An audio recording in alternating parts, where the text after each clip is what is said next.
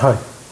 భారతదేశంలో ఈరోజు ఎలా అయిపోయింది అంటే మనిషి జీవితంలో సగభాగాన్ని ట్యాక్సుల రూపంలో ప్రభుత్వానికి గట్టి మీ కష్టాలు మీరు పడండి, మీ అప్పులపాలు మీరు కానండి, అప్పులాలు భరించండి అని చెబుతూ అవసరం లేకపోతే మీరు ట్యాక్స్ కట్టనట్టయితే దేశం వదిలిపెట్టిపోండి అనే పరిస్థితి క్రియేట్ అయిపోయింది. ఆ ట్యాక్సులు భరించలేక దేశం వదిలిపోతున్న వాళ్ళు చాలామంది తయారైపోయారు. ఈ మధ్య చూస్తూ ఉన్నాం మనం. కానీ ఆపస్తంభ ధర్మసూత్రాలు అని వేదాలకు సంబంధించిన వాటిని అబ్జర్వ్ చేసినట్లయితే వాళ్ళు ఏమని చెప్తా ఉన్నారు అంటే విద్యను అభ్యసించే వాళ్ళకి ట్యాక్స్ని ఎగ్జంప్షన్ చేశారు, మహిళలకి ట్యాక్స్ని ఎగ్జంప్షన్ చేశారు, యువకులకి ట్యాక్స్ ఎగ్జంప్షన్ చేశారు, వ్యాధిగ్రస్తులకి ట్యాక్స్ ఎగ్జంప్షన్ చేశారు. అలాగే వచ్చేసి వేద పండితులు ఆ కాలంలో అంటే ఇప్పుడు టీచర్లు అంటే విద్యను నేర్పించే అందరికీ కూడా ట్యాక్స్ ఎగ్జంప్షన్ చేశారు.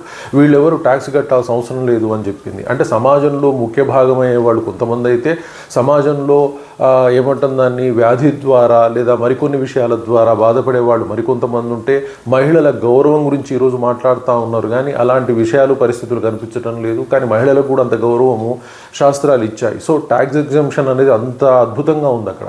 కానీ ఏది అర్థం కానీ ఈరోజు నాయకులు మాత్రం దాదాపు 40 నుంచి 50% ట్యాక్సులు ఏదో ఒక విధంగా వసూలు చేసి ప్రజల జీవితాలని దుర్భరం చేస్తూ ఉన్నాయి. ఇది అందరూ ఆలోచించాల్సిన అవసరం ఉంది. Thank you very much.